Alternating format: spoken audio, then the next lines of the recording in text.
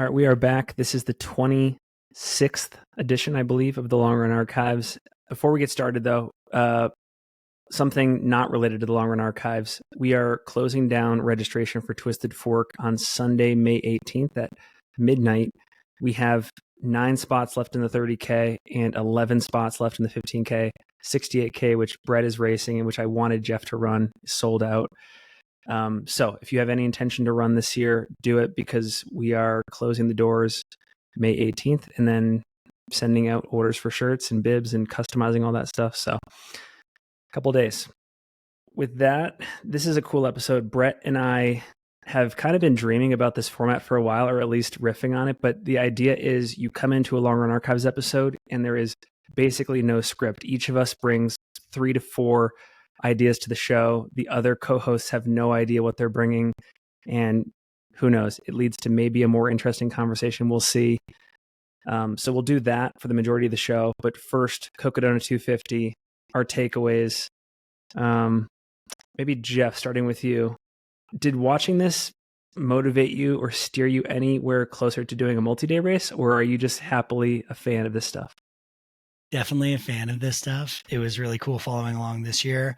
I think when I envision myself doing any multi-day effort, it's more long trail or like linking up different trails throughout New Hampshire oriented as opposed to a race. But I think, who knows, that could change. I've definitely gotten some harsh words from my wife about not considering something like Cocodona after how long the live stream went on for. But it was super fun to follow. I think the actual chat, the day after day of continuous live stream, the way the race evolved, I understand why there was so much hype in the last couple of years, and I'll definitely be tuning in the years to come. Brett, you're happily a fan too, right? Oh, dude, I was making up for my lack of watching. Last year only got in a couple hours, but this year we had the live stream going like nearly for like 4 days straight. It was awesome. We always had either like a speaker playing commentary or just one of our TVs just playing Cocodona coverage, and it was actually pretty amazing when you zoom out to like the entirety of the race. Like, it was amazing how little downtime there actually was.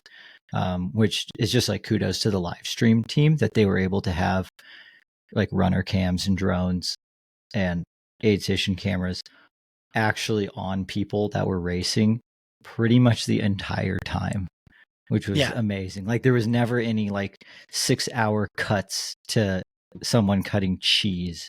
No, the Mountain Nose Post team, like, they fully captured, I think, people's imaginations. And a big part of it for me is like, I would be curious, right? I'd go to bed.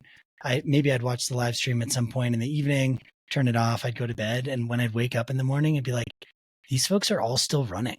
Like, and that curiosity, like, and also knowing that there was going to be, someone from the Mountain Nose Post team, like, reporting on it and still covering it. Like, I checked pretty early in the morning, and I was not in a place to keep it on for 4 days straight, but I'd go in, I'd turn it on, go into the live chat, try to be like super active and get people to smash that like button, and ideally raise some money for Mountain Outpost for putting on such an amazing show. And great people watching, both like on screen and also observing the dynamics of like different runners who bring very different spectators to the sport.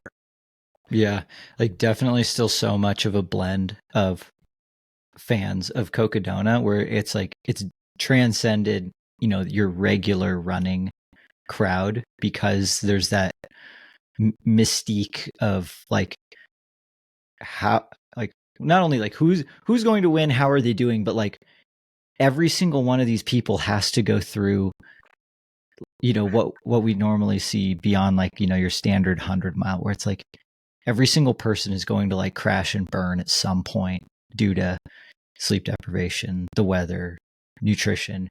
But then there's also like, Jeff, kind of like you said, like, you could wake up in the morning, it's like, oh, so-and-so is blowing up. Now all of a sudden they're doing great again.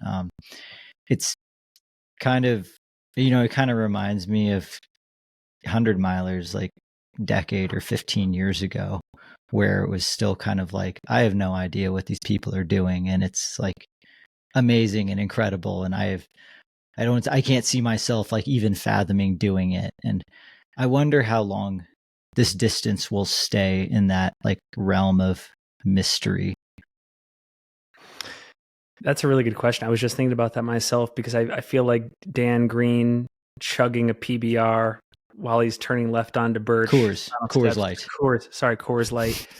That to me is symbolic of exactly the area you're describing, Brett, where it's like, and again, Dan is one of the breakthrough, like I put him in the class of like, Jeff and that crowd, like, and definitely already an elite runner, like, has already established that, but somehow found a way to incorporate himself into the current ethos of the race, which is like a lot of like sub-elite, sub-talented men and women who are trying their best in performing, as opposed to like the people who are like absolute units, and as soon as they're done, maybe chugging tart cherry juice instead of a PBR or a Coors Light. But I think that could be a bygone era as early as like next year. Who knows? Because the media for this has been so impressive. The reach of it has been so impressive, changing hearts and minds. This era could be like, this could have been the last year. Who knows? Okay, 2 thoughts on that. One, the reach is ridiculous. And I'll throw this out there. I have a story on that after you. I have a crazy story. Okay, Dan Green, 11,500 followers on Instagram as of today. Rachel Entrekin, 15,600. Both of them last week were in like the, 2K to 5K range. Yeah, it was massive. You look at channel doubled too. Yeah, you look at the 2023 Western States, Adam Peterman won. He won world championships, and after winning world championships, his following had kind of like creeped up to around 8,000 followers. I only know this because at one point he was on Free Trail and Dylan Bowman was like shocked that, he only had 8,000 followers. But like Cocodona, I think in terms of reach, just put Dan Green on, a bigger platform than if he had won Western States. And I definitely feel that. The other thing I think that is the limit to these in ultra running in general already, like you see it at start lines. You've got the leisure class who are like, I am financially stable enough to take time off work, to travel to this place and to run this race. And you have the dirt bags who are like, this is what I do. I either work in a run shop or bike shop or as a barista, and like I'm sleeping in my truck. And like that's for a weekend race in Silverton or something like that, right? If you're talking about taking a full week off of work, I think the audience for that, like it doesn't necessarily narrow, but it's like, it's even a smaller portion of that, kind of like leisure class or folks who are going to commit their vacation time to that, or a smaller portion of that, like kind of dirtbag class that can take that much time off work to kind of like think about doing that. And that's something I don't think we have issues with 100-mile races. Like I think 100-mile races are pretty popular because you can do them in a weekend and be at work the following day. For me, like the thought of taking an entire week off of work to go run Cocodona is kind of crazy when I have a limited number of weeks off work in a year. Jeff, you just made me think. Commitment. It's a massive commitment. Yeah. Jeff, you just made me think, because like you think about what happened with Adam, relatively muted audience growth after winning Worlds in Western. I'd be so curious to look at stats that can measure the before and after of athletes at Western, let's just call it the last 5 to 10 years from a social media standpoint. Because like we talk about how races like Cocodona have this massive life-changing impact for people like Dan Green. I think Moab played that role for a long time too. And if I'm an athlete in the sport and I'm an opportunist, I don't know, like it's a really, really, really tough decision to make, where it's like, do you invest in the races where you achieve like the ultimate respect from your peers because that's just where like the density of competition is? Or do you burn a match at, a race like Cocodona or Moab that are emerging / just like lower in competitive tier, but the reach for your brand is going to be insane. Like the event is going to do so much legwork on your behalf to get your name out there, grow your audience, etc. Yeah. And I think, Leadville's another interesting one. I don't think Leadville necessarily has a bigger reach than Western States. I put them as somewhat comparable. I do think they're very different reaches. And like for your average fitness junkie, like maybe goes to the gym, they know of Leadville over knowing of Western States. Western States is definitely a more core event.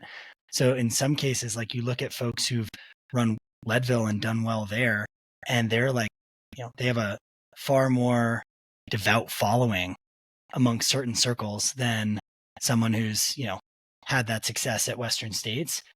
The audiences and how they differ race to race are so interesting, but I don't think Dan or Rachel necessarily went into this race being like, oh, the best thing for my running career in terms of social media growth and like brand awareness is going to be if I go and win Cocodona. But that definitely looks like the outcome. I've never seen that like kind of overnight growth for either of, male or female winner of a big race. Claire Gallagher, when she won Leadville, that was like a pretty meteoric rise. But I wonder if that, just relative to like outside publishing something around that, the number of outlets that were covering Cocodona to me was like, I was surprised. It was a way bigger deal off of like, any, whether it was YouTube, Instagram, like Twitter, like all the channels were kind of going off with Cocodona coverage, which I did not expect. Yeah. One thing that's really cool about the multi-day is, we've talked back and forth a lot about like some of these long races, like 100 mile, like Western States. It's hard to commit a whole day as a fan to just watching the race for like 16 hours. And then we're like, well, but we also love the Golden Trail series, post-race highlights recap. Cocodona gets to do both. Like, did you see the Cocodona Chronicles that were getting published every day? Like sometimes even more than one per day. Midway through, so like I could wake up the next morning and like watch a full recap of the previous day and even some of the racing while I was asleep and essentially get fully caught up while I like then turned the live stream on for, the hours that I was paying attention. It was an amazing addition. And I think that's something that like Cocodona, they should absolutely keep doing that for following years. Okay, this is a really funny story just to demonstrate the reach of Cocodona outside of our sport. So my parents live outside of Portland, Maine, Cape Elizabeth, and my mom goes to this cycling class every Monday and Tuesday. And it was the second day of Cocodona. My mom walks into the class and, there's probably like 20 to 25 women there between the ages of, let's just say 45 and 70. And she walks in and the cycling instructor is just like going crazy. She's like walking around the class, like showing people her phone. She's like, can you believe it? I've just been getting like nonstop like reels for this race called the Cocodona 250. Can you believe these people are actually like running and walking 250 miles from Phoenix to Flag? Isn't this insane? And my mom didn't have the heart to say that like I was in it and running, and she just wanted to kind of observe. And she's like, yeah, this is insane. Like I've never seen something like this. Like these people should be admitted to like a mental hospital. Like what's going on? And my mom is just like, yeah, you're probably right. Like, yeah, those people are insane. Lock them up. The media was so ubiquitous. It was just in every single algorithm. They did such a good job of pushing out so much content that it was reaching cycling instructors in Portland, Maine, who had otherwise never seen a single piece of endurance running content in their life. Yeah. I mean, my sister probably doesn't follow a single runner other than me on Instagram, like doesn't do any running things. She sent me a reel of like Andy Glaze's feet after Cocodona. And she was like, dude, this race is screwed up. And I was like, that's amazing. Yeah, it is. I really appreciated the Tara Dower interview with Harry somewhere around like, 100 plus miles, where she's like, so you're going to be doing the Western States, like Cocodona double, like, how's that feel? And I think you might've even said something along the lines of like, yeah, we'll see if I can like win the double. Meanwhile, Dan Green is in first and now is currently, third on the wait list of Western States and is most definitely going to be in that race and running it. Wild to even like witness two people try to bounce back from a 250 to do Western States, and definitely excited to see how the two of them do. I mean, with their time differentials, I mean, Harry's going to have to run like 7 hours at Western States. Yeah, I don't think that's going to be a possible one for him. Probably not. Any other Dona thoughts? An interesting story, just like going back to the social media growth and how just rampant it was over the course of the race. There, like a couple days into Cocodona, the Cocodona Instagram page stopped posting like captions for their reels and stuff, and that was because the page was growing so fast it got flagged by Instagram for like bot activity, when in reality, like that's just how fast it was going, because they were pumping out reels so fast and they were getting so much new engagement that the page straight up got flagged. Like, that's amazing. Finn, was your Cocodona experience like true to Instagram? Because it kind of seemed like you were only happy and like pretty positive and motivated based on what the Singletrack Instagram was posting. You seemed like in good spirits almost the whole time. Yeah, I can't tell a lie. It was a pretty dramaless experience out there, and I think I just went into the event, and I think maybe I'll save a more in-depth recap for if Brett and I do something on conversational pace or I talk elsewhere. But I think to keep it short, I went into it with a pretty like Buddhist mindset of just like embracing the suffering, and or stoic. I don't know what philosophy you'd attribute to that, but like just like flowing with the suffering and just knowing that if I'm feeling it, the rest of the field is feeling it, and like we're in it. We signed up for this. We want to get to the finish line. So like it's wasted energy to complain or wallow in it. So just like make fun of it, make fun of yourself, just have fun with it. And I always got like bursts of energy if I like made a joke about myself or just tried to analyze what I was going through, Yep. And I mean, it's capital A absurd. Like what you're Let me say one more thing. Is... And this I think is key. And I don't want to give away too many trade secrets, but I'm shocked that more athletes don't do this both in the multi-day scene and in hundreds. I believe for your own race, like your competitive standing in a race, you have a duty to enter and exit every single aid station looking as strong and as positive as possible, because I know, especially at Cocodona, all of the crews are eyes on you and they are taking notes and they are desperate to relay to their runner that there is something off about you, because they want to be able to give information back to the runner saying, dude, like, yeah, he's ahead of you, but he's cracking. I can see like something weird in his stride, or he had a conversation with his crew that was just a little bit too negative. Like the mood there is pretty down. And I just committed myself to not letting any other crew around me give any negative feedback to their runners, because I didn't want them to have fuel. I think there's like a expression I like saying, which is smile and the world smiles with you. And like, especially leaving aid stations, coming into aid stations, if you're smiling, everyone in that aid station is smiling back at you. And like receiving a smile is an endorphin drip. And that is a competitive edge. Like there is a reason to be positive in and out of aid stations or with any interaction with crew or spectators, because if you give anything to them, like what they give back to you can, definitely be can be an edge. It can feel good. It can be that dopamine hit that, actually pulls you out of a slump. But I loved seeing some of those dynamics of like, all right, so-and-so just laid down for a nap. This is the time to push. So-and-so was looking very, very bad, or like, taking trail naps.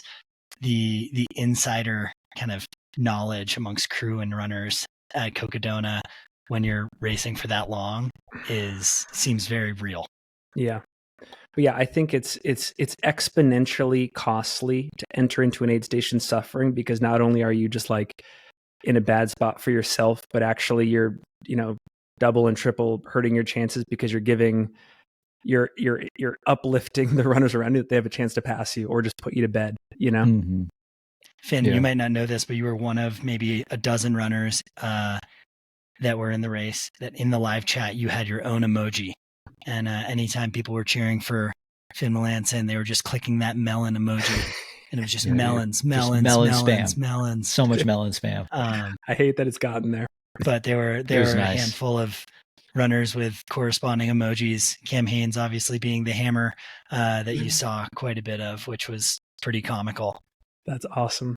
Yeah. Okay, I've got a takeaway from the race, and I think I predicted in our preview episode, Brett, that this was going to quickly evolve into a race that, to take the David Roche school thought, like was going to reward speed and just like the runner's runner was going to like break through. And I actually think this could have been the year that happened if we hadn't had just like apocalyptic, crazy, unexpected weather hitting. But we're still in that era, I would say, where a bunch of different disciplines converge, and you see like different types of runners or athletes have success, like DJ Fox, obstacle course racer, long trail FKT guy. This Edgar Ramirez guy who got third, he comes from like the backyard ultra guy. Yeah. And 24 hours in jackpot. And then you've got like Ryan Sands, who's just like, you know, the veteran who's like still got it to crank out a big one. And you've got Dan Green, who I would say is like that runner's runner, you know, just like loves the game. There was another runner in there though that had a sub 13 hour 100 miler, maybe the second fastest. The runner that had, I think he was jackpot. He won jackpot or something Cody. like that. Oh, Cody Poskin. Cody, yeah. There was like the breadth of talent in these different subgenres of long distance running, hiking, walking was really interesting. Yeah. I really thought this was going to be the year that I learned something about like the ultimate type of runner for Cocodona, and the race is over and I'm like, nope, I still don't know anything about the Cocodona type, because we saw like, I mean, I feel like Dan Green and Rachel Entrekin are pretty polar opposite runners. Sure. Like learning, I mean, I went back and looked at some of Dan's training, like some of his big weeks for Cocodona. It was like 160-mile weeks, still with some workouts, like very like specific, like hitting paces, tempo type stuff, like, you know, clearly trying to like test the durability, but then also continue to raise just that ceiling, which, you know, like we've talked about, like raise the ceiling, maybe raise the floor a little bit too. Whereas then talking to Rachel about her training, she didn't even wear a watch during the race. She just like runs. And I've kind of learned like her superpower is the ability to actually gauge 250-mile effort correctly, where she was like last year, she was like, yeah, it felt pretty good, but I didn't try hard enough. So this year I just made sure to try like 10% more. I'm like, that's amazing that you're able to feel 10% more try over the course of 60 something hours. And like, you know, the training that she does is very much like somewhat dependent on her work schedule during the weekdays, but then just like long runs on the weekends and like adventures, like just want to go and do it. And then kind of treat this race like that and like still both win and absolutely crush it. So I was like, I thought there was gonna be more of a trend, but like I didn't really find much, which is, I think, was actually still kind of cool then. Interesting. Yeah. The no watch thing for 250 miles is that's impressive. It really is, because she was like, yeah, everyone was pissed at me because I had a manual upload on Strava. Like no splits. That's hilarious. Yeah. I've got one more takeaway, or it's less a takeaway and just more an observation that, you know, like when I learned of it mid race, I was shooketh. But this is, you know, Courtney's first, you know, this is her first DNF since Hard Rock a few years ago, and it's so rare that she has any slip ups, especially since 2016. It's almost impossible to beat her, and like basically the only way to beat her is if she has one of these extremely rare off days. It seemed, again, I don't know the story, but basically what I heard was total body shutdown, and so it's maybe, I'm guessing that it was sort of just like the totally bizarre course conditions, and maybe running through those with not enough gear, warmth, or something was what ultimately got to her. But that's how I interpreted that post. And like, I mean, I watched the live stream like pretty deep into like when they went through what's it called, Iron King, when her and Mike Ambrose was pacing her, and there's like that long flat section, like it almost looks like bike path or something as you get into the aid station. They were running, but like it was nighttime, and the follow cam, you know, had a pretty bright light shining on her, and it was just like pissing rain, and it was coming in sideways, and she was still just in a t-shirt and shorts, whereas Mike had like, you know, full waterproof rain jacket on. And then when she stopped at her crew and was like starting to do stuff, her body movements just looked slow and frozen to me. Like I've watched her, I mean, I've like studied her aid station transitions like through so many races, because she does like the same thing every time, and at that one it was different. And then Dan went by because his crew was just a little bit past hers, and then Courtney left the aid station and kind of overtook him. But like she went from like t-shirt and shorts to long sleeve, rain jacket, mittens. And then that had me think, I was like, I wonder if we're like now trying to warm up, not just like thermoregulate correctly. So then those were like the question marks that were in my head as I went to sleep. And then I woke up the next morning and learned that she had dropped. And I was like, I wonder if this was like weather gear related, because she had a really small pack going through all this stuff. So it was like kind of like how we had talked about in our gear episode. It was like, who's going to gamble with the gear to save the weight to be a little bit more economical from a speed standpoint, and will it pay off or not? I happened to rewatch this just because I was looking for, multi-day movies to get excited about, and I hadn't seen it in like 5 years, but I rewatched The Source, which I actually think is the best Courtney Dauwalter film ever made, and it catalogs her. Is that the Tahoe one? It's the Tahoe 200 one, and it's great for many reasons, but one, they must ask great questions, and she was just sort of forthcoming, and a lot of great insights into sort of like her true competitive fire. Like I think she goes beyond a lot of like the pain cave dialogue and gets into just like how much she wants to win, and she's just like a true competitor. And yeah, like she's out there not just at Tahoe to win the women's race, but like she wants to beat, I think it was Kyle Curtin who raced her that year, and they went 1-2. But what I took from that as I was thinking about this DNF was historically how aggressively she's raced every single 200 she's ever lined up for. Like in that Tahoe race, she splits the first 100 miles in, I think, 21 hours. And then it's a positive split by like 8 hours. I think she finishes the race just under 50, and it's like 29 hours on the back 100. So that could be that's just an interesting data point that, again, like I think here at Cocodona, and maybe it was dictated by Harry, but like they went out very, very, very aggressively. Dude, and it was nuts. It was nuts, And I mean, there's the weather piece, but it's like they took a big risk. And it makes sense in like a 250-mile race to take that big risk in some ways, though, because like if you can actually,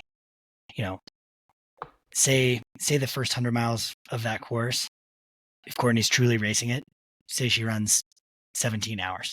If she's like, if I can do this in 22 hours and feel somewhat like good, I just, put myself in a place to do something that would completely change the paradigm on this sport, which she's done numerous times, right? Like you have to set yourself up for that. And I wonder if there is this gauge of like, if I was running this all out and breaking down these splits, like as a full on effort, what could I run? And like, what is the risk of, maybe just dialing that back like 10%? I like what Rachel said about, last year I got a training run for this year and I knew I could go 10% harder. There's something Dakota Jones once said, which was like, I think it was for Transvolcania. He was like, I knew that if I was going to have to win, I was going to have to go 5% harder than I wanted to, earlier than I wanted to. And that's kind of stuck with me ever since, because you need to set yourself up for success. And that means taking risks earlier. I certainly was shook when seeing Courtney like kind of gap the field by that much that early as well. I also don't doubt that maybe with different conditions, she could have landed it. And like she might not even have needed different conditions. Like she might just do the same exact thing on the same exact year 10 times, and like maybe 8 of them she nails it, and like this was just one of the other 2 where it doesn't happen. That's not to take away from Rachel at all. No. What Rachel did was actually went with maybe the most intimidating runner you could go with and tried to maintain contact, and not only maintain contact, but stuck the landing. Yeah, and Rachel's run was really shattered good. A course record. Like Rachel ran so incredibly well. Yeah. And then Finn, kind of like what you had said, where it's like the way Courtney has raced her 200s of being like really aggressive in the front half, and then the fade, like this is 50 more miles than that. Like, I mean, it's a lot of what if, but it's like Rachel ran really good. Like, I don't think there's a guarantee that Courtney wins the race if she stays in it. Yeah, and I also think that's the only guarantee is she didn't. Yeah. We didn't even talk about how hard this course was as a function of the weather, but it was already to begin with 6 miles longer, and a lot of those miles were added on an uphill to get onto that ridgeline on Eldon. And then on top of that, like all of the sections which on paper you are supposed to just like devour because it's 1%, 2%, 0% grade, it was just caked in glomp. Like there was a section from Foxborough Ranch to Munns Park that I was just like chomping at the bit to run. I get there and it's just quicksand. I'm just sinking. And the most efficient thing I can do is hike like 2.5 miles an hour. And it's just torture. Yeah. You can't for times to be faster this year is kind of crazy. Oh yeah. Insane. Yeah. There was a section on the live stream where I was watching Ryan Sands run. Perhaps maybe that section. It was just like long, flat dirt road. And it was one of the pacerless sections as well, like later on, like mile 215 or something. And there was multiple times in like the 1 mile stretch that we had a camera on him where he like stopped and scraped his shoes on a rock and like an inch of mud just came off the bottom every single time. It's like, dude, just running with like 1.5 pound shoes, 215 miles into the race, like just for Ryan to like have the headspace to be able to just like do that, collect himself. Like I would just be like crying on the side of the trail, but he just like calmly like got to scrape the mud off and then I'll just keep jogging again. Like it was the mind power there was so amazing to watch. One last thing I promise before we get on to our custom talking points, but I hope that this trend continues eternally at Cocodona, but I love that there's just been this one token legendary vet at every single year's race, just like giving it their all and pushing the field to the max. And like last year it was Jeff Browning, and this year it was Ryan Sands. And like just to see the contrast in like the visages of Dan Green versus Ryan at the finish was, just like an amazing juxtaposition. And, I hope next year it's like Ludo. I hope Ludo on the men's side shows up, and like I just hope that this tradition of like youth versus veteran status, people closer towards the end of their careers, like this is where they do battle, and like it's the culmination of all their years in the sport, their veteran experience, and like willing themselves to a great performance. That was a question. That was actually kind of a question that I was going to ask for Coke. And I was like, if you could have one person on the men's and women's side race Cocodona next year that is currently just racing in, the kind of the standard elite races, and you're just like, I want to see them try Cocodona next year. Like, who's that person? Who you got, Jeff? Like, they don't even have to be like someone who would necessarily be good at it, but just like, who would you like to see try Cocodona? I already know mine. Yeah. I mean, I'd love to see Rod at Cocodona. Oh, Rod at Cocodona is a fun one. I would like to see Jarmont Granger at Cocodona just because I think he's hilarious, and 5 days, or like, not 5 days, but as much content as I can get of Jarmont would be highly comical. Surge. I also think, getting some more elite Euro representation. I like the Ludo idea. Like, Ludo's I think if Benyat, you get France or Spain to buy into Cocodona, the tables, turn pretty quickly, and I think it sets a precedent for like, oh, this is something in that same challenge level as like Grand Raid Reunion, which gets a ton of attention from the Euros, more so than Americans. Mm-hmm.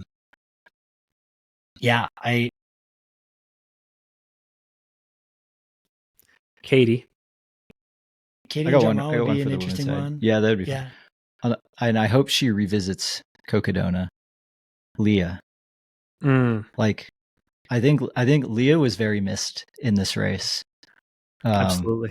Because like just what she brings to the table. It's like after watching Cocodona again, it's like so much active problem solving, like steady, do your own thing, just keep clicking off like aid station after aid station. I was like, ooh, Leah. Yeah, Cocodona might be Leah's kind of race. I'd like to see Adam Kimball come back into the scene and dive into a Cocodona. I think he can make a surprise resurgence as, the Tahoe 200 FKT holder. And I think he also has some of that problem solving side of things. Yeah. I think Matthew Blanchard at Cocodona would actually be fascinating. Like he just did, what did he do that like Yukon, Alaska sled pulling race where like basically he was the dog for I did not know what you're talking about. he did this race up in Alaska that was like 300 miles in the middle of the winter, and you have to like pull all your shit with you. Solomon put out some really cool reels of him with like a ice on his face and whatnot, but it was super gnarly and like multi-day, like very hard, and like so I'm like, okay, he's kind of crossing back and forth between these two types of Cocodona fans as a runner. It's like, okay, let's see him line it up at the Dona 401k. All right, let's go to sort of our mystery talking points section of the episode. Jeff, I'm actually really curious to hear at least one of yours, because you sent us an email that I won't disclose, but like it got me very intrigued as to what you have up your sleeve. So what's your first one? I feel like the first one I'm going to set up as a trick question, which isn't related to what you were chatting about, Finn, but we'll come around to that. But my trick question, this is the year of quote unquote Unbreakable 2, right? Yep. 2010 was the year of Unbreakable. We kind of know who the all-star celebrity cast from Unbreakable was. We've got Killian, we've got Tony, we've got Jeff, we've got Hal. The question is, who is the most famous runner from that race? Who is the most influential runner from the 2010 Unbreakable year at Western States? I mean, I gotta be Killian. I'll give a hint. There's a connection to Cocodona 250. Is it Jamil? Do you have a guess, Finn? Well, I was going to say Gordy Ainsley. It's Cam Hanes. Oh my gosh. Cam Hanes ran the 2010. He ran the 2010 Western States 100. Western States. He didn't come in, the unbreakable places of the He didn't top make five the or movie. So. He was 76th, ran 22 hours. But Interesting. During Cocodona, dude, just what a find. The devout following that Cam Hanes had, I was like, I don't know much about Cam Hanes. The only thing I know about Cam Hanes is like by affiliation of Courtney, who I do follow pretty closely. I'd never heard of, was it Andy or Adam Glazier? Andy Glaze. Andy Glaze. Like I've heard of Max because I've raced him and seen him around and stuff, but I was just curious about Cam and started like digging a little bit. I mean, I know that Cam has like a Speedland shoe, so he also has his own shoe company, right? He and Killian have about the same Instagram followings, but Cam blows Killian away in terms of like YouTube, podcasts, everything else reach. Interesting. But Cam's been running ultra since 2005 and like ran a lot of really awesome races. But he was part of the 2010 Unbreakable year at Western States. And, that's awesome. It is pretty awesome. That's such a good find. How did you find that? I was trying to learn more about him during like Cocodona because he does have just such a like devout following. Like it had to have been close to half of the live stream was there for Cam Hanes. Yeah, I haven't seen more hammers and pickaxes since like the Soviet Union. Yeah, it was a lot, and I think like I know he kind of has like the hunt element to him, and well, that was his like first professional gig. It was like sport bow hunting. Jeff, you just made me go to his ultra sign up, and Brett, you'll appreciate this. Cam Hanes runs the 2006 Siskiyou Out and Back 50K and only finishes 12 minutes behind a prime Hal Kerner. Yeah. Hey, not pretty bad. Solid. 2005, 2006, 2007, he was in there. His best, and this is how he runs third in 2007. Sorry, this is how deep I went on like the 406. Ultra sign up UTMB like side of things. I sold him a pair of shoes once. That was I met him like organically before I knew who he was like at all. He came into Road Valley Runners because he was just like popping through Ashland because he lives up in Eugene, and he was having like good results at White River. He's pretty solid. American River 50. Yeah. So anyway, I thought that was super interesting to be like, wow, Cam Hanes, 2010 Western States, like. we think of the runners that came out of that race, and one has a bigger reach than all of the others. That's Jeff. I got to give you credit here. So Jules sent me this screenshot, and I already sent this to you guys, so you can, like, you won't laugh as much. But Jeff is in the live stream chat, and they have the camera on Michael Versteeg, and everyone's like, "Go Michael, go Michael!" Like, way to go Versteeg, you the man. And Jeff says, "That's Cam Hanes on camera right now. Donut changes people." Yeah, that was like in reference to maybe just off screen. Someone was like, "Where's Cam Hanes?" It's like, you're looking at him. Yeah, that was probably the most popular question in the entire live stream chat. For sure. Where's Cam Hanes? Like, yeah, no one knew that they could just click the tracker link that was sticky to the top of the chat. But I thought that was interesting, and like his influence is certainly clear. Cocodona did an awesome job of, like, for me, introducing, really this like other side of the sport that I don't interact with as much. And I've kind of like identified a lot of those runners as runners who are pushing supplements almost. Like that's like what is the difference? And it's like, well, these runners like are more gym oriented and like have supplement brands that they're like really pushing, as opposed to like a nutrition brand that's like fuel for your race. This is like get stronger, accomplish things. They just care about their health more than you do, Jeff. Yeah, but it was super cool. The back half of this top 50, in addition to Cam, you've got Jason Koop, like you said, Brett, Jamil Curry ran that year. Craig Thornley ran that year. Like, this is 2010 States was 2010 States was the who's who of future Hall of Famers, turns out. Yeah, and folks who've been in the sport a long time. And I mean, that's actually super cool to hear that Jamil and Craig were both in it. Like, folks who have shaped the sport for what it is today, 15 years ago, at Western States. Gary Robbins finished 6th. I saw that. Gary had a good AJW years finished 9th. Also, not Zach Miller, but Zachariah Miller. Oh my gosh. It'll be interesting to look at Western States results from like right around now in 15 years to be like, who of those people are still actively in the sport in some way or another? What are they doing? But I will treat that as that's good. As a segue. We kind of use that to segue from Cocodona to our other topics, because it did tie pretty heavily back to Cocodona. I'd say, just to steal, because I bet it's on all of yours as well, revisit the topic of pacers with Western States and golden tickets. And like the hot take I'd say is like, if you want to compete as a like elite or a professional at Western States, no pacer. And no golden ticket races. No golden ticket races should have pacers. I honestly want to push back on people saying that it's tradition at Western States to have pacers, because does that mean we're implying that like Gordy Ainsley was paced by his horse? Like, what is that? Like, I think it was a security that was put in place early on that like a lot of other races proved is not necessary. And like I'm pacing this year for the first time. I used pacers every year I ran Western States.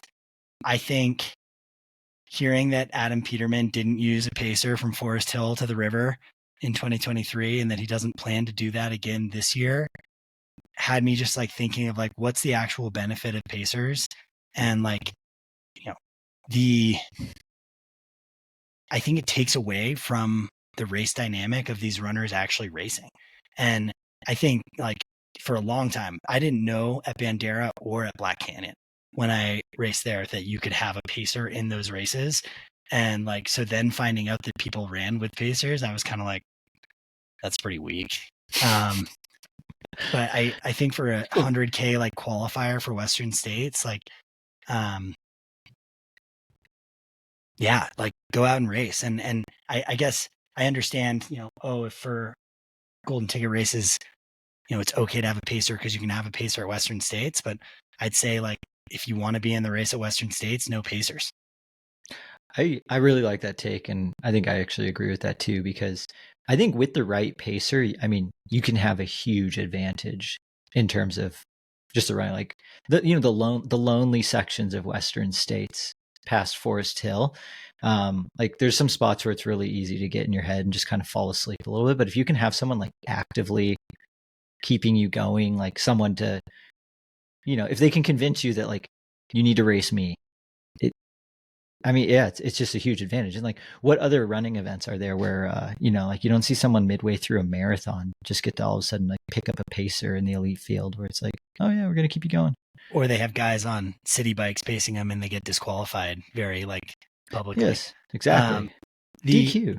The other thing, like we were going through pacer rules and crew rules last week and trying to like make the pacing plan for this year. And we just identified so many gray areas that as a runner in previous What's an example? States, okay, the most classic example is the top of the climb from Volcano Creek. So basically coming into Forest Hill, Bath Road. You get to Bath Road. Bath Road is like a mile paved climb up to Forest Hill Road. Forest Hill is from that road until the turn at Cal Street. In previous years, it's been all of Forest Hill is considered an aid station, that whole mile of road. And you can have crew basically run with you, crew or pacers from the top of the climb at Bath Road all the way in. And like runners would openly get not only crew support on those sections, but they'd be muled on those sections. They'd be taking off their vest, putting on an ice vest. Like I feel bad about it now because I didn't know the rules my first year, but like I was like openly condemning Cole Watson for like being sprayed by his dad with a agricultural sprayer on the climb up Bath Road because I didn't know you could get support there. And I was like, this is cheating. You're cheating. Stop cheating. And like that gray area, it does sound like they're going to close the gap on that gray area and try to provide more explicit rules this year. But even looking at like other areas, there's just a lot of vagueness around like where does Robinson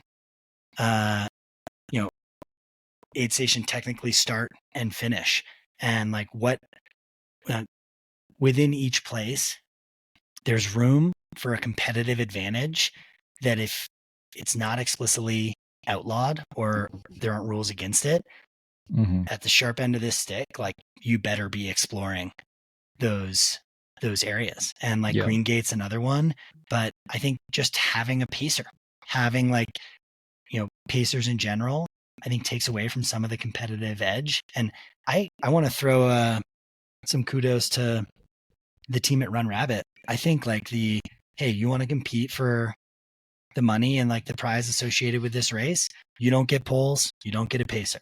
If you want to just compete to finish, by all means, you can have those. That's how it was the few years that I did UROC, the Ultra Race of Champions. That was an attempt to become like the 100K Super Bowl. They said, if you're in it for the prize money, you cannot have a pacer. Like that was because I think I was paying like 5 deep. And they're like, if you are within that top 5, don't have a pacer. And like if you have a pacer and you accidentally run yourself in the top 5, you're not eligible for the prize money. Like they made it pretty clear about that. And kind of going off of the gray areas, like the Green Gate climb is another interesting one where it's like, I think it's like technically crewable from like the river up to Green Gate. Like you could like have someone. It now says no crews allowed on that side of the river. So there's still vagueness about it, but like it's like how far down. How far down you can go. I think the big elephant in the room here, Brett, with like the 2 examples we just gave, UROC and with Run Rabbit, is prize money. Yeah. And there is no like what delineates a professional field from a non-professional field at a race where like, yes, it is the quote unquote like granddaddy of ultras or the Super Bowl, but like if there's going to be that delineation, there needs to be money on the line, I think, or a prize or some type of like incentive to want to compete in the pro class. Totally. I know these are basic questions, but just maybe for the sake of the audience, Jeff and Brett, if we were to get rid of pacers, what do you think fundamentally changes for the runners? And do you see a shakeup at the front? Like, is there a different type of runner that's more successful in this environment, or does the current landscape pretty much stay the same? Yeah, it's hard to say. With Jim being Jim, with Courtney being Courtney, both of them not typically pacer-friendly runners. They run too fast. Katie notoriously dropped her pacer, Topher Gaylord, when she ran a couple of years back. The thing I want to say first and foremost, the limit on runners at Western States does not have to do with pacers. It has to do with the wilderness section in the first 30 miles. So this isn't like a get rid of pacers. That means we can have more elites in the field and it could be more competitive. That unfortunately is not connected to this argument. Wilderness restrictions in the first 30 miles are what caps the field size at what it is. For runners who are, working on basically trying to get a 100-mile finish, trying to beat 24 hours or the golden hour, and maybe concerned about their kind of self-care in the heat that is the major element at Western States. I totally understand wanting to have a pacer. I think at the fast end of the field, your pacers are not allowed to mule in any way. They're not really outside of, actually handing off your bottle in the aid station. They're not allowed to enter the aid station before you or leave after. So it isn't run ahead, get things together, get the runner all set, move them through the aid station faster. My experience has been that my pacers have had a hard time getting aid if we move through an aid station quickly because they have to leave with me. And I'm trying to go through as quickly as possible type deal. I think there are some runners who, they wanting the company is a big one. The main reason I've selected pacers is because I want to share that experience with some people. Western States is magical. And I go back to the magic of running along the American River, at sunset with, golden waves of grain or whatever. It's super cool. So sharing that with someone's awesome. I think on the competitive end of the sport, getting rid of them would create an environment for, I don't know if better racing is the right way to put it, but I think more honest racing. Yeah, I think that's the right word. It's more honest racing because it's if you, Jeff, want to catch the person in front of you, it's on you to do that. And you're not just getting dragged by someone to do that. I guess since we're just going down growing pains of Western States and gripes and stuff, like you'd said, you're already in crew meetings for Western States, over a month out, we're going through all the rules, every single bit of the crew, the A crews, the B crews, with a fine tooth comb, making sure that everything is perfect. And I think we're kind of getting to that point with how competitive this race is and how big crews and media are getting at this race that I think there needs to be a few more restrictions, at least at the very top end. Because having driven up to Robinson Flat now the last few years to work the live stream for the front of the race, it's an absolute zoo and a nightmare. Whereas I don't know that there's no, I just feel there should be a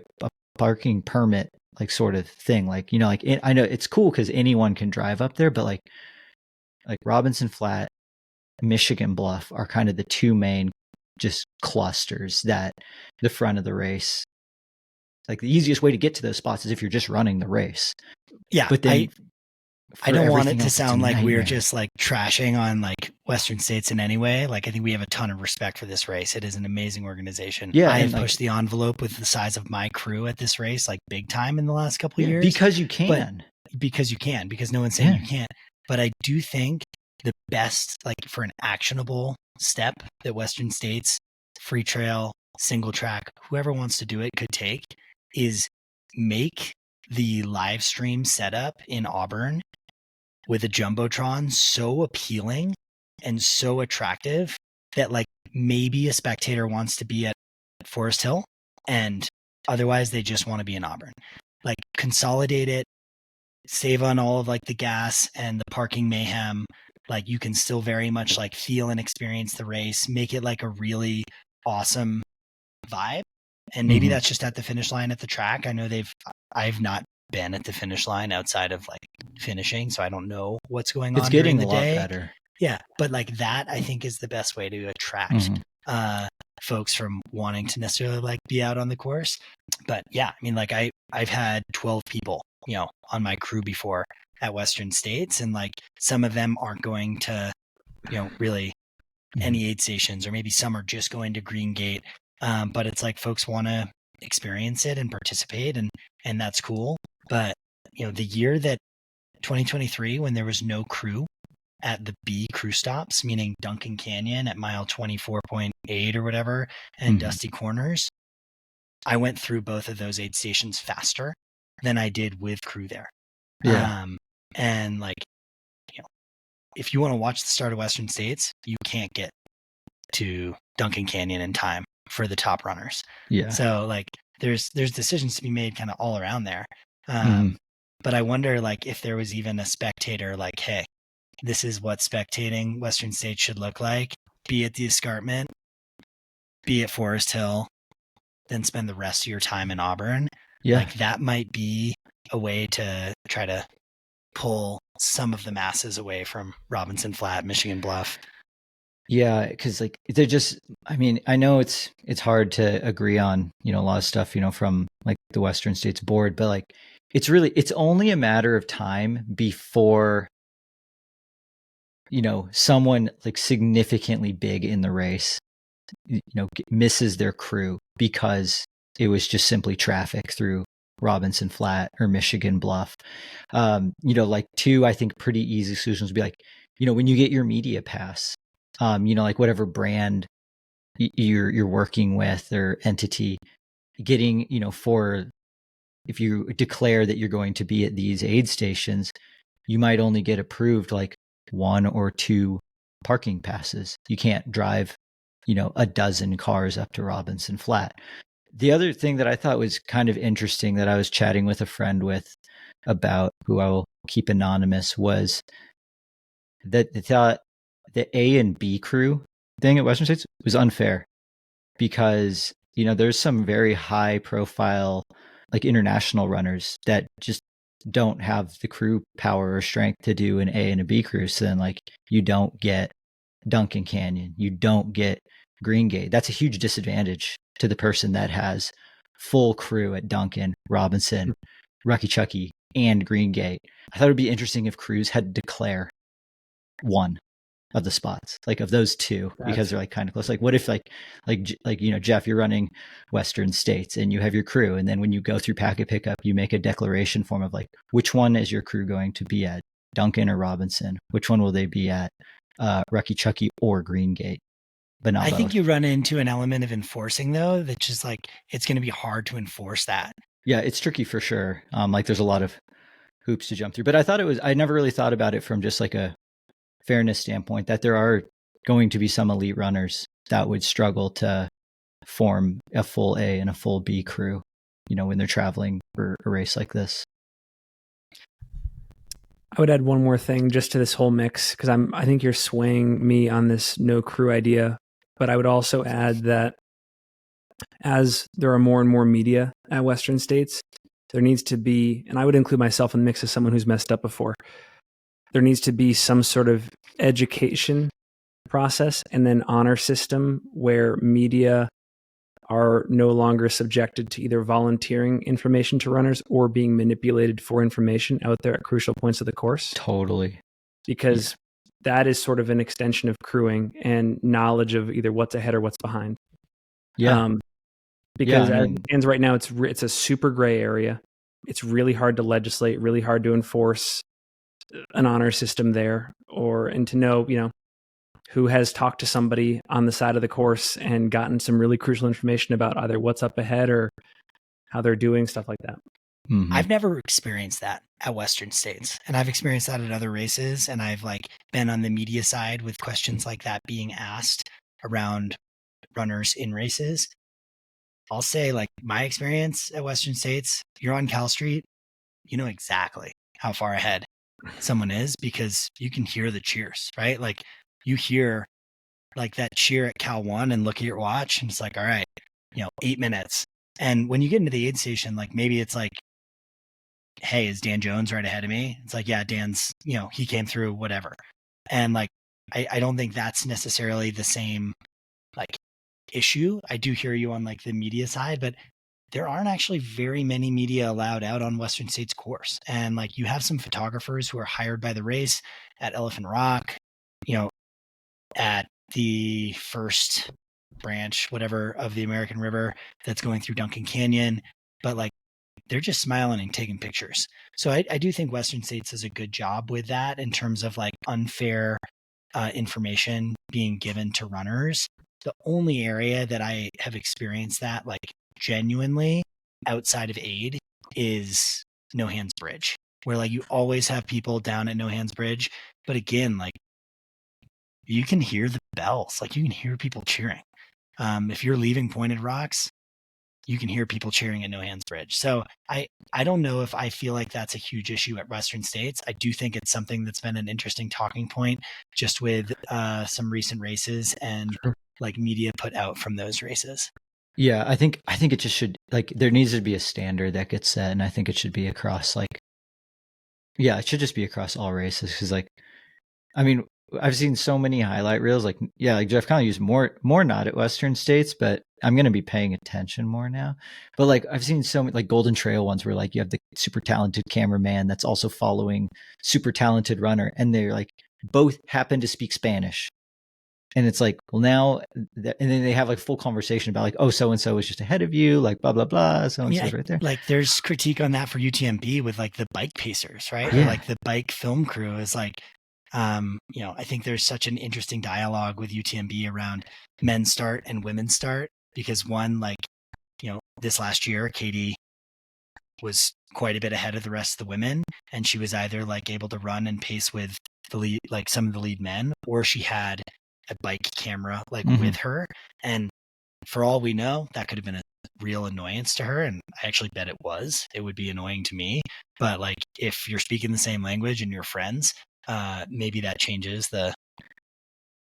Yeah, like it should just be known from like runners and athletes that like, if like you're a runner and there's a media person there, like don't ask them how far ahead the next person is in front of you, because they shouldn't be allowed to tell you. Yeah. I mean, here's a story of like the most extreme integrity I've ever heard.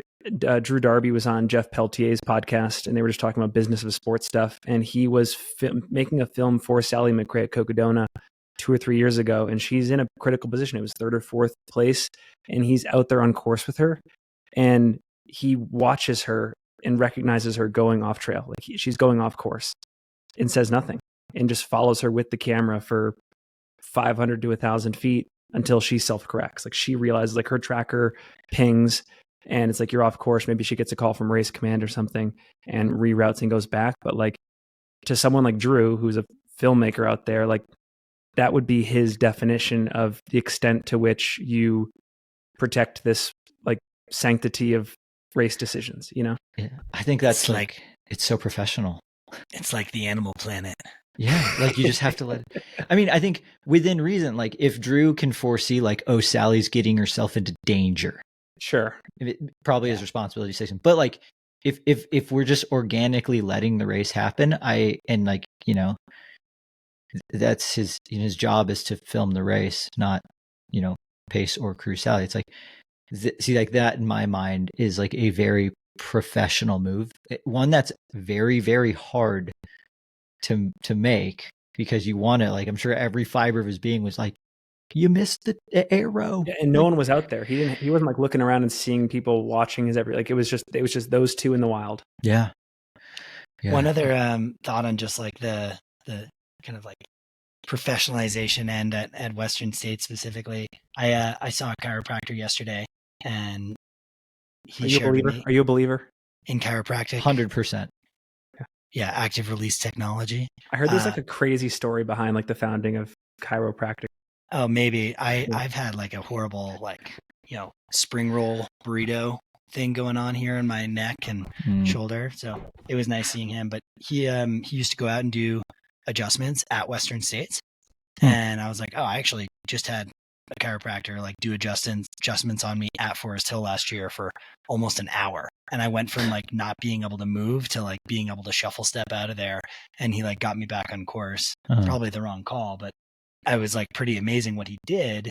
You must have like been doing kind of that same thing. And he shared with me that he also did it at Ironman Champs, and he did it at Ironman Champs until the sport kind of reached this point in professionalization where it used to be everyone got adjustments right when they got off their bike because they were all like hunched over and stuff, and they'd kind of like get like corrected so they could run again. Yeah. And he shared that, you know, it reached a point of professionalization that was too much of a competitive advantage, and no one was allowed to have basically like chiros or adjustments like on site type deal. Which I found really interesting. I was like, all right, in terms of this like Ironman coming into the trail space and like, you know, Pac-Manning up the races and like, you know, trying to push toward this professionalization of the sport, we're at that point in the journey where we still have access to like manipulations. Yeah, manual adjustments at aid stations and stuff for everyone. Yeah. That's really fascinating. That's interesting. I didn't know that sort of thing came and ran its course at Ironman. Like also, so like every person who's at the top of Ironman like has their own chiropractor on staff there, or is it like the same person cracking the back of every My single person? understanding was he was doing it kind of like at aid stations, like for you know, more of like aid station setup, but maybe he was doing it specifically for a team. Yeah, because man, And if you actually are a triathlete and you listen to this, please let us know how off base we are, or fill us in here. And for all the people that are still screaming and cursing at us, Jeff, for being like a 100% believer in chiropractors, just like with every area of medicine, there are good ones and there are bad ones. There are a lot of shitty chiropractors out there. You have to go and find the one that's actually good. So that's all. That's just my disclaimer. Like, I don't think all chiropractors are good. I don't think all doctors are good. I think my chiropractor that I see is very good, who also happens to be one of the lead medical doctors at Forest Hill at Western States. Shouts to Kelly Lang. Let's go. Yep. Can I share one of my ideas? Okay. Yeah, what do you got? This is not a new idea on the Singletrack Podcast forum. Brett and I, Jeff, you might have even been in these conversations. We've talked about this ad nauseum since like the first Long Run archives. But I have always wanted brand funded teams to be more specific and precise in why they are organized and in what direction they're going and or how they are working together. And I know this is not a great example because it's got a really bad history, but like one thing that I applaud the Nike Oregon project for is they had a very simple and understandable and compelling mission. It was to bring medals back to the US. And I just loved that. And I've always been looking for, like Jeff, you represent On. We have friends here in Salt Lake that represent Nike. Like, I wish the athletes on those teams on any given weekend were more focused on the same races. Like, instead of, you know, one person going to La Vereda, one person going to Western, one person going to Marathon du Mont Blanc, they're just like all on the same wavelength racing wise. So I thought to myself, what would be a really cool equivalent in trail that some sort of, and I'll use the term factory team because this was brought up on the Second Nature podcast a while back, but like if you were to build a new factory team that was maybe brand agnostic and you went out and just got other cool corporate sponsors, what would be the project that you could rally around? And initially I thought like UTMB would be cool, Western would be cool, but then earlier in this episode, we talked about how like there's just way more star power and effect to be gained from these newer like exotic races. And so I came up with the idea of Project Cocodona. Oh yeah. And this would actually be the genesis of the Singletrack factory team. So we put together a team with the express intent of training to win the men's and women's races at Cocodona in 2026 and or beyond. Everyone comes to Salt Lake City. This is the year-round base. I become kind of like the chief fundraising officer. I recruit the corporate sponsors. We bring in someone local like Tyler Green to be the coach, Vic Johnson to be nutritionist. Andrew Storr, the guy that does Clayton Young's content, to do the content, tap into the Olympic training centers here, University of Utah research facilities, and Singletrack's contribution to the sport from an entertainment standpoint is this co-located team that has an extremely simple but compelling purpose. And there's a lot to discuss, but like maybe because it would be hard to siphon like the Jeff Colts away from On, we get creative and we recruit like the top graduating steeplechasers at D1 schools across the country with like, here's $60K a year with like all the bells and whistles for your first year. That's way better than what Saucony's offering. Or recruit from, right? Like from folks who get an FKT on some, some trail or through hiking. Make Jack Kensel. What do you guys think? Make Jack Kensel come join the team. Yeah. I think we're discrediting Andy Wacker and what he tried to do with the trail team, because that really sounds... He's doing it. Yeah, it sounds like very similar to what he's making What is happen. their purpose, though, other than to like bring graduating... Like sub-ultra racing? And I think... Are they focused on one thing? Is there like a guiding light? Like, is it to win Zagama? Is it to like get I think it's more bigger... so to get younger racers who are interested in doing crossover between track and field and mountain running to actually compete in mountain running, whether that's Cirque Series or Golden Trail. And I think that's too unfocused. I think it's bigger than one. I think that's bigger than one particular race. We need a simple identifiable thing. We are built to win Cocodona. We are built to beat Killian. We're built to... Yeah. See, what Andy's doing is a lot less selfish than what you want to do. And with that being said, Finn, I love your idea. Sign me up. I will co-coach with Tyler Green. Well, I'll rabbit, any of the workouts that, are more in my wheelhouse. And I know we're hiring swine years too. Okay. Well, yeah. And like, you also have like, we've talked about this, like, would you rather have a buddy run with you or would you rather have a buddy crew you on a long run? So like your club would also get like full crew access on some of these runs. It would be pretty fun. So who would sponsor this? I mean, this is the VPN. Exactly. This is really the bottleneck. This is the crux of the project. It would need to be like a Costco. I was just going to say company that does no marketing. I was just going to say Radio Shack. Yeah, Discovery Channel, Team Motorola. But it would be something non-endemic like that for sure. And the Red Cross. Yeah. But I actually think what I would really do is I would try to break into like the ultra sign up data centers and find like the super wealthy people in our sport demographic wise and just like really give them a heartfelt pitch about why they should just, like we funded those citizen scientists back in the 19th century. Like, let's fund ultra runners. I'll wear a jersey a Zuckerberg running or anything like that. There is a Zuckerberg running. I'll wear a jersey with your name on my back. Yeah, there we go. I did look it up. Trail team, like their general goal is to support young athletes that need a little boost, specifically in like mountain and trail running, whether they're crossover athletes or not, but it's to support undersupported athletes and develop a pipeline from youth through college running. I've seen them mostly focus like Golden Trail Series as like the general target, but the only reason I want to make sure we call them out is like, that was a huge step to make that happen. You're grimacing. I'm not grimacing. You know what? I remember sitting with Andy in Thailand. I love what he's doing. Kind of hearing this pitch and hearing Max King also like share, Max thought the biggest, miss that we're doing is developing youth in trail running in the US, like high school programs and stuff. And I agree. Like, I think high school kind of like U18 programming for trail running is very lackluster in the States. So I want to give Andy a ton of credit for like what he is doing and also some of the names that have already come through the trail team.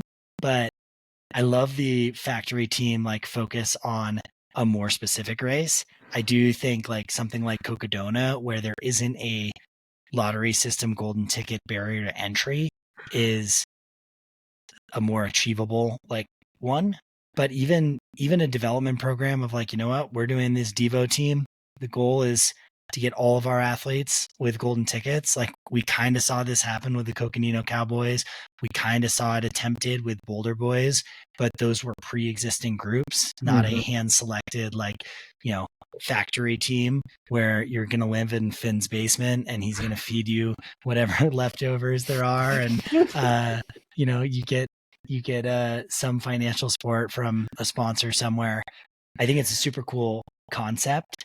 To me, the bigger picture, like this falls in line with that awesome interview with Scott Mellon from Solomon, of like the professionalization of the sport and Solomon restructuring their athlete team to focus pretty much on like trail running is going to be in the Olympics at some point, and they want to be the brand leading that charge, and they think the format is the Golden Trail Series format. So like I see focusing on that as opposed to the far end of the sport with like a 250-mile race as maybe the more sensible approach. However, the star power from Cocodona, like no one is the Olympics. No one is getting a 10x following from winning a single Golden Trail Series race.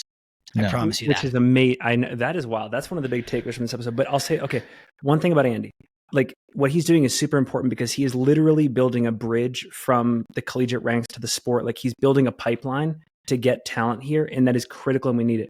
What I'm saying is, from an entertainment value standpoint, from an audience building standpoint, for people to follow along, there need to be stakes, there need to be consequences, there has to be obstacle and intention. Somebody wants something is standing in their way. Do they get it? Like that's the cliffhanger. And people can easily follow along on this Cocodona journey. Like there is a simple yes or no. Like did they win? Did they not win? Like that is the saga. It's like a reality TV show, except you're actually recruiting really good runners to be in it and not just actors. First call, we're calling Jeff Burnett, the guy that founded Survivor. Like he'll have some contacts. Well, I was also thinking, like, Finn, your funnel for recruitment probably just starts at Andy's trail team. Like he already did all the dirty work for you. He found all the good runners. Now you can just be like, hey, you've done your Golden Trail stuff. How would you like to 10x your race distance? And your audience. And your audience. The interesting thing looking at the Golden Trail athletes right now, the trail team athletes right now, is like Shea Aquilano is one of them. And like, oh, she's good at running long distances. Super good. It says her goal for the season is to try to qualify for the Worlds team. Well, she did that. Yeah. I also acknowledge she already has competed on the Worlds team. And like, this might be a scenario where Shea fit into the under-supported runner side of things as, maybe more so than the like runner transitioning from college to the elite trail running side of the sport. I think that like alongside this, factory team thing we can build out, we should be building out like either multiple more divisional like mountain running, youth mountain running kind of like leagues or championships, or just like more of an opportunity. As a 7 through 13-year-old, I traveled every year to Junior Olympics for cross country. Like, were you a ski jumper too? That was for cross country running, but gotcha. Also a ski jumper, alpine racer, Nordic skier. But the youth mountain running, like there should be a sweet, youth mountain running championships. And I think we're probably going to hear from our friends in New England, Tom Hooper and company, who do put on, like, I think Loon Mountain Race has actually been the youth championships more than once, but it would be really cool to get kind of this like developed trail runner mentorship involved in building youth programming for trail and mountain running in the States. Because one thing that's incredibly evident at these world championship races is we are not that good in the junior races. Mm-hmm. Maybe that'll change. Yeah, that's an interesting one. And it's like, are the kids that should be competing in like the U18s at Worlds, are they just not because they're, doing like, I got to focus on my junior and senior track seasons because college recruitment stuff? Or is it not that kid at all and it should be someone else who's like maybe not even running track or cross country? Or is there just, do we have too much of a developed and competitive collegiate system? And we also have not looked at the U18 team and do not know anything about these runners. And at the risk of an impressionable young runner listening to this podcast who like now feels dejected because they don't think they're good enough to be on the team or whatnot, like we're just hypothesizing like big picture here. It is awesome that we're sending a U18 team this year and that we'll also have a junior team at Worlds. Like that itself is, proof of advancement in the sport. But I like Finn's brain going to like how do we develop 250-mile crushers? My brain goes to like, how do we just develop the next, generation? Does there even need to be development, or is it now so hard to be a road runner and marathoner and track and field specialist that it's just more appealing to go to trail? Because that I think we're definitely starting to see a little bit of that, where it's like the writing's almost on the wall earlier, which is a bummer, because like all your hopes and dreams of becoming the next Steve Prefontaine get crushed when you're like 14 years old and you haven't broken 4 minutes in the mile yet. But like that might open the door for exploring other avenues of the sport like trail a little bit earlier. Okay, Finn, who is your title sponsor for your factory team? I feel like you already thought of it. No, I really haven't. I'm actually really an opportunist here. I would probably just go all around Salt Lake City and talk to, I mean, maybe my first trip would be to the State House and just talk to legislators there and see if they have connections. There's like funding that we can tap into. But I think my first person in the private sector is Ryan Smith, who is the owner of the Utah Jazz and the newly named Utah Mammoths. Nice. Maybe a little Karl Malone automotive. Maybe a little Karl Malone there. And honestly, there is, one of the cool things about Utah is there is a lot of pride from being here. And there's a competitive spirit in making sure that any athletic endeavors that are done here are done to the fullest extent, funded, etc. So I'd probably go to Ryan Smith and see if I could get 20 minutes of his time and just like pitch this idea. And he's kind of a wild man, so It's not out of the question. So what if it was like the sponsors kind of like the stereotypical, like whatever comes out of your state? So I mean, like Utah, it's like, okay, you're going to be funded by the Mormon Church. What about Colorado? What would the Colorado like funny, obvious sponsor be? Like, what's the big thing out of Colorado? Coors Light. I mean, I was going to say cannabis, but yeah, I think for both Colorado and Utah, the ski industry is also pretty big. Yeah, maybe Coors. Yeah. As I was trying to think of what the Oregon one would be, and it's like, could be like some timber company. It could be some pot company. Yeah. What would your target race be, Brett? If Finn is choosing Cocodona and I'm choosing the Golden Trail Series, what are you focusing on? Oh man. I mean, like, there is a correct answer, so you know. Yeah, I mean, it's Western States. It's Twisted Fork. Come on. Well, I mean, it'd be awkward it would be really awkward for the coach of the group to be the one who wins the race. So like, no, we're going to see that this year at Swap. I know, no, dude. Right? It'll be so fun to record a Twisted Fork preview episode and debate about who's getting second. Oh man. Yeah. Yeah, dude, I can't wait to set that course record. I still can't get over this point, Jeff, that you made earlier, and then we brought back up with the Golden Trail Series, this mismatch between these objectively huge events from an audience standpoint, and yet the athletes that compete in them have like remarkably smaller audiences. Like there are a few that have broken out, but like even though the content is great, the series are great, they get focused, they get spotlight. Unless you're like Sophia Laukley, some of these great athletes have like no followings.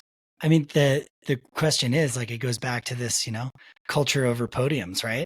Like culture over podiums. Moab 240 has launched some serious careers. And I think anyone would be naive to say that Courtney's career wasn't also launched by Moab 240 because it elevated her to the biggest reaching podcast in the world.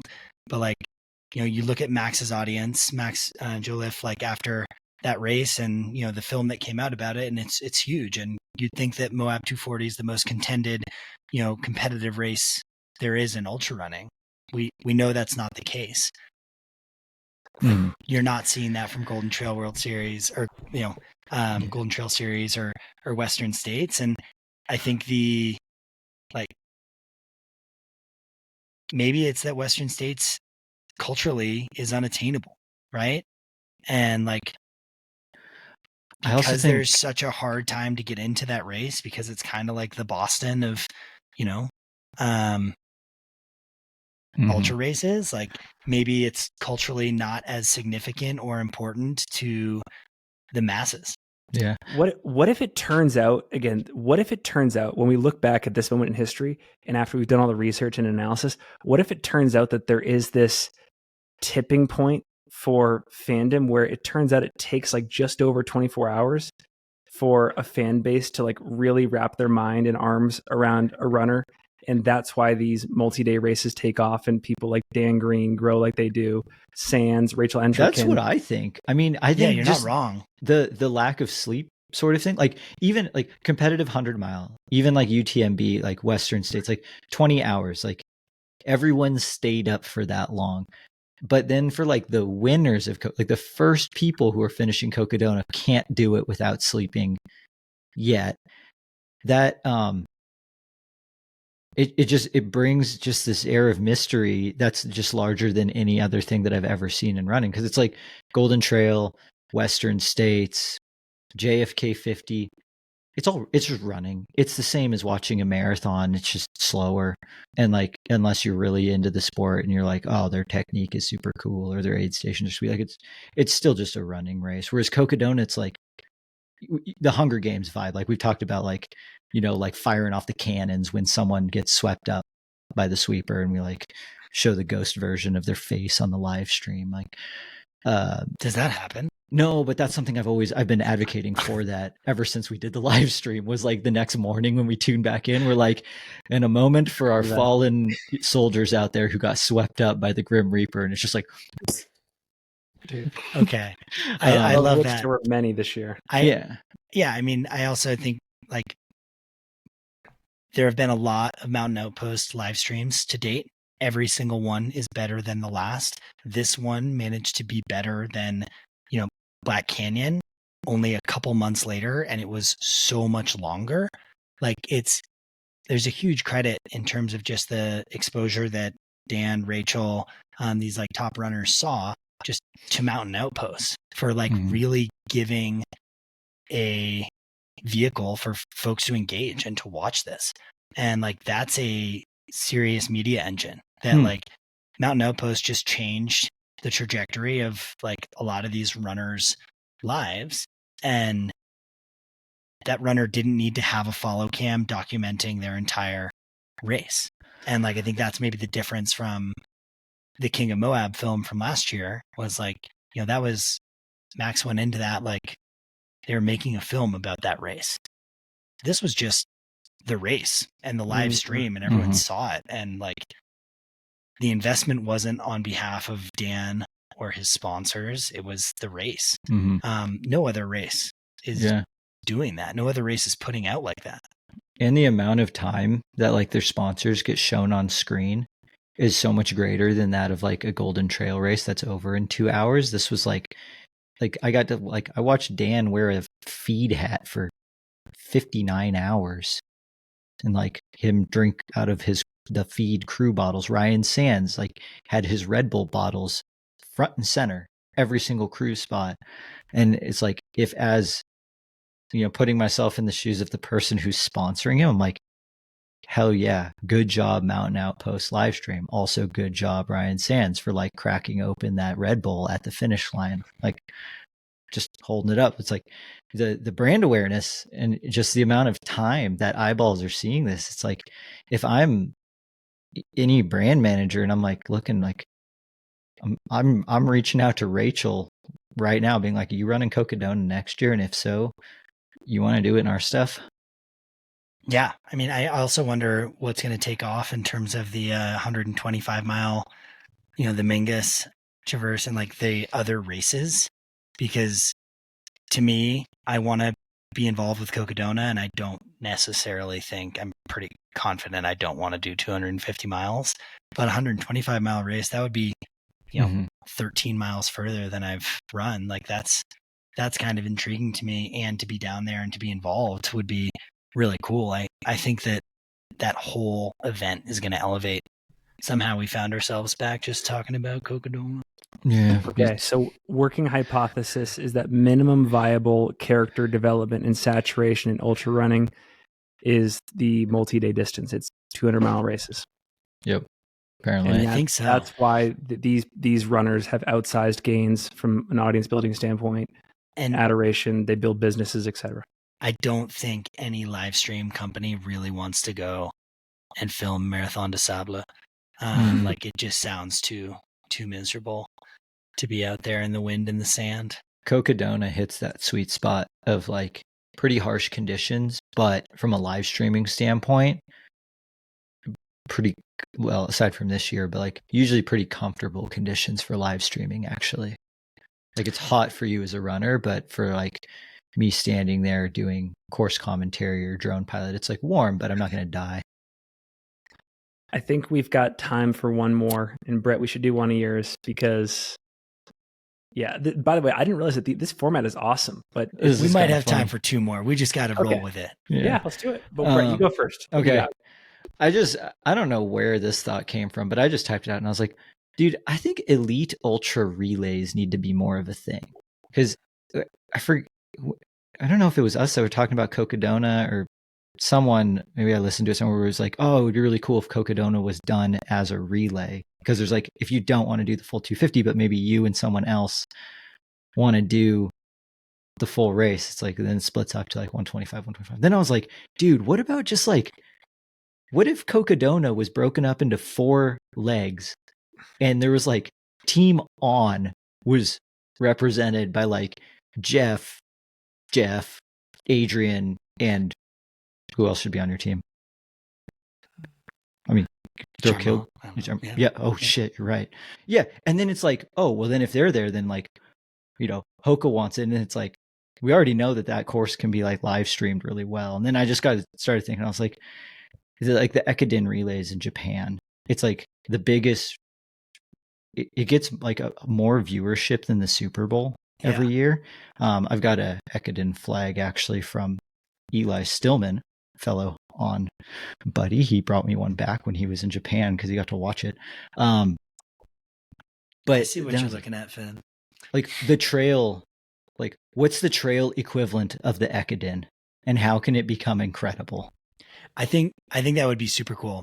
I think even doing a relay of Cocodona would be kind of epic, and I think it could be super badass. Yeah, it totally could be. I'm not opposed to it. I do think a slightly shorter relay, even like 4x50 mile, 4x50K, could be cool. Or even if those runners were allowed to rotate through at every aid station, so like every crewable access point, there can be a runner swap. Yeah, but there's only it's 3 like or 4 runners. It's kind of like the speed project, but a little bit more organized, and with like an actual winner. Like maybe that's where this thought process came from. I also I've talked about this with David Laney. Like a project that we had on our bucket list was a relay FKT, and the one that we came to like that's at the front of our mind was looping Lake Tahoe, like running the Tahoe Rim Trail, and basically.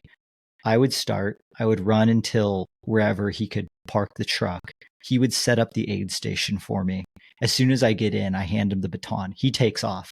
And then I get the truck. I can like recover, blah, blah, blah, drive to the next spot. And we keep leapfrogging each other all the way around. So then it's just like a 2-person supported FKT attempt. And like, I know we don't need more FKT things, but I was like, I would love to relay that, like, do the Wonderland Trail in like 3 different segments with people. This was pitched to me when I started with On. At that time, the athlete manager was Andy Weeding, who is just fully track and field legend, multi-time Olympian and super fast guy, but not necessarily a trail runner guy. And Andy's still involved. He like manages OAC now, but he was like, Jeff, I think what On is thinking for trail is back in 2020 is we want to do a relay FKT of the Appalachian Trail. And would you want to run New Hampshire? Oh my God, that's nuts. I was I like, like that they're kind of long legs too. I like that it's kind of a long leg for you. That's 170 miles with like 50K of climbing. yeah. Oh. I was like, well, first off, yeah, I want to run New Hampshire. Second of all, no one is going to care unless like you really give them a reason to care. Like no one's ever going to try to replicate that of like, oh, this is the FKT for the relay of the Appalachian Trail. But I do think like there's a really cool element to it of like, what if we were to string together, like, you know, how fast could this really be done with runners who know the terrain in each state, like really pushing themselves, which similar to the Wonderland Trail or Tahoe 200 idea. Generally, I think relays are cool because of the team element of them. Yes, that's what I miss so much. I know like my good buddy Jeremy, who I run with, used to do this relay across the state of Michigan. And it was like all these, you know, collegiate runners would like gather together on teams. And it was like running across Michigan, like fast, and sounded super fun. Like sounds more fun than Ragnar, but yeah. That was one of the things that I wrote down. So, and Andrew Wheating, Oregon sweep. What a legend. Dude, he's pretty good. He was pretty fun to watch in college. Dude. Oh yeah, dude, you should. I was watching him in high school when we were on the track, and it was so confusing. This guy who had never run, and his senior year is like, so sounds like I shouldn't play soccer anymore and I should run. And like seeing him time trial a 4:17 mile on our track by himself as like just for video, just because his off coach, the couch fitness. Yeah, his coach wanted to send it to Vin Lanana to like say like, hey, you should take this guy, watch. And it was a great take a chance on me moment, Finn, where they really took a chance on him. So what you're saying is you should recruit Andy to run Cocodona. Yeah, Andy and Cocodona, former Olympians in Cocodona. Just go. Also, like, it's just looking at his Wikipedia, which is insane. Like, it's just crazy that he retired from sport at age 30. Like, we would all be retired by now by his standards. And like in ultra running, it's just such a different game. Definitely. Yeah. That guy's got biomechanics to go incredibly fast. I want to share with you what I was doing. That was a good one. Looking at North Korean runners on ultrasign or on UTMB. Okay. I couldn't tell if you were joking about this or not. I couldn't either. Go on. No. So this is a thing. It's not necessarily a thing, but we all have our like qualms with the different registration platforms. I think Ultra Sign Up does an amazing job. Qualms with North Korea. No. All of our qualms with North Korea. Like I think Ultra Sign Up's great for viewing entrance lists, but it's actually pretty challenging to view like ranked runners or like just if you want to just look at every runner in the Ultra Sign Up database, there isn't really a way to do that. And the comical thing is UTMB has the worst entrance lists out there. Like we've all complained about it. The three of us have complained about it together.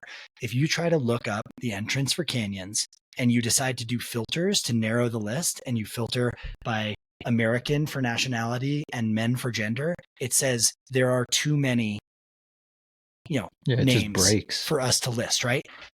But then if you look at just UTMB index overall, you can go all the way to page 236,185, each one displaying 15 runners, and just see everyone all together.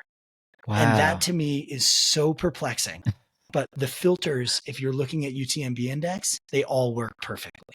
And you can just see everything. So yeah, you can filter by how many runners are participating from North Korea. And there's, turns out, a lot. Really? The reason that I went down this rabbit hole, I don't know how that's possible, Finn.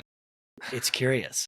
But I went down this rabbit hole because a number of times folks talk about David Roach just using the name David. And like, I always kind of push back on like, there's a lot of excellent Davids running. There's David Sinclair. There's David Norris. There's David Hedges. There's David Laney. And like, yes, David Roach is having a huge moment right now. He's an absolute phenomenal runner.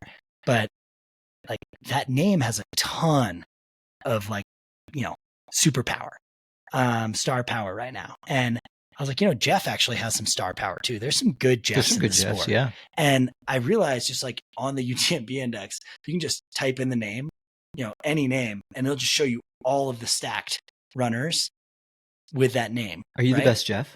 I'm not the best Jeff. Jeff McGavro is the best Jeff. I don't hold it against him. Are you the second best Jeff? I may or may not be the second best Jeff. But that's cool. Interestingly, David Roche doesn't have a UTMB index. Huh. Because Javelina wasn't submitted to UTMB. And Leadville isn't either? Quad Rock. So he actually doesn't have one. If you take that aside and actually like look at his ITRA score or like know how good of a runner he is, David is a super strong name. And that's not even counting Davides. If your name's Davide, you're also incredibly good. Right. And I started being like, all right, what are some of just like this name slaps if you're an ultra runner? And like Courtney DeWalter, Courtney Olson, that one comes to mind. That's a good one. Not a bunch of depth for that one. Okay. Katie Asmuth, Katie Scheid, that comes to mind. Not a bunch of depth with that one. And I really only have one takeaway here. There's like Remy is a really good name to have because there's a couple very, very good Remys. Mm-hmm. But my final takeaway, the common names, Sarah, Anna, that's a good bet for being really good. John, David, good bet for being like a really good name. If you go through like the top 10, the first 150 women and men in UTMB index scores, women just have far more varied and interesting names, and every spelling is different. And men are just pretty boring on the name front. So my big takeaway from all of this sleuthing is that women have more interesting names than men. I thought you were going to say, like, if you're pregnant right now, you need to name your kid this, and it increases their chances of being good. Jonas is a really good one. Okay. For like a not normal name, Jonas and Remy are very high up there. My name is Jonas. Cool. Okay. But yeah, I was just like flabbergasted by 236,000 pages of runners that it's just willing to list out, but you try to get a single entrance list for a race and it tells you they can't give you that. I want to learn more about the North Korean ultra runners. I know. A number of them had like scores. Like, is anyone who's running under the country of North Korea, are they living and training in North Korea, or are there North Koreans who live outside of North Korea? This sounds like the makings also of an amazing documentary. I'm as just like probably your quote unquote like stupid American. Like maybe the rest of the world knows the answer to this question and I don't. But if there's anyone who has the answer to that question, just send it to Run Singletrack. I think there might be some people who realize they can select North Korea as their nationality, and they because it also they just like think a joke. It's funny because looking at these names, a number of them look either very Spanish speaking or very Scandinavian. Okay, but classified as North Korean. Oh man. The Interview is an underrated movie. Yeah, The Interview is great. The Interview is very good. You guys managed to pull the movie reference in. Well, it's hard to talk about North Korea and not like pull something from the like. But that's why I was thinking of Adam Kimball earlier, because I was like, Adam Peterman, Adam Loomis, Adam Murray, Adam Kimball. Ooh, yeah, there's some good Adams. We might need to do a full episode on like name ranking, make like a graph of sorts. Of like if you did like a relay race where we got to outsource it to our chart and graphics team. Yeah. Now I'm very curious who are the best Bretts in the world. I can't think of that. Easy. I can't think of that many good Bretts. Yeah, now I'm going to go do it. It's like Googling yourself on UTMB. Which Brett knows more about shoes, Brett Rivers or Brett Hornig? Dude, probably Brett Rivers. Honestly, I mean, I learned a lot of things from Brett Rivers. He owned a running store. I've never owned a running store. Right. So. Good battle, though. Good battle. Thanks for entertaining my ultra sign up versus UTMB search engine. They have the tools. Well, I personally vote that we continue this format into future long run archives. I think this was a great test run. Yeah. And I don't know if it's an every long run archive sort of thing, but like a special edition. This was fun though. That was good. I'm gonna leave the audience with one, because I actually, we don't have time to discuss it, but I wrote this open question down to the audience, and you could basically take the region, you could replace the region with any other region that you are partial to or you live in, whatever. But the thought experiment is, you have been hired as the chief marketing officer for, let's just say, the New England region of trail running. You have a very limited budget. You must deploy the latest advances in guerrilla tactics to get the job done. Also, your salary is a contract when it expires or it's reevaluated at the end of 1 year. What is the beginning of your strategy to surpass the status of the Mountain West in terms of trail running prominence? Was this like a chat GPT prompt or something? How do you know? This is, well, my mom, maybe, but this came out of my brain. And what do you do? What are you doing to make it so that Hoka wants to invest dollars there at your races, your athletes, etc.? It rhymes with schmoping. I was going to say it rhymes with pleather, which is the word weather.